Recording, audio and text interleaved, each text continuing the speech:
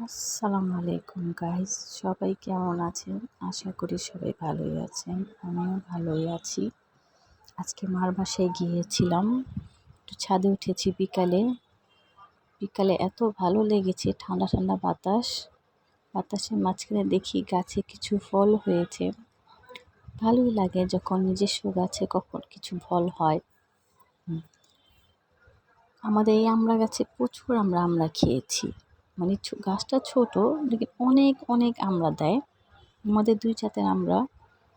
আর এটা জলফই গাছ, পেয়ারা গাছেও ফল হয়েছে, বেল ফুল অনেক হয়েছে, অনেক ভালোই লাগে নিজস্ব গাছে যত্ন করে। তখন যখন ফুল দেয়, ফল হয়, একটা আলাদা একটা অন্যরকম লাগে। অনেক গাছ আছে, দেখেন কি বাতাস, এত ভালো লেগেছে বিকেলবেলা ছাদে উঠে বলার বাইরে। আর এটা কামরাঙ্গা গাছ, মিষ্টি কামরাঙ্গা গাছ। দেখেন যখন ফল ধরে নিচ থেকে নিয়ে প্রচুর পরিমাণে ফল ধরে বলার বাইরে। আর ফলটা এত মজা যে খেয়ে মনে হয় অনেক ভালো লাগে।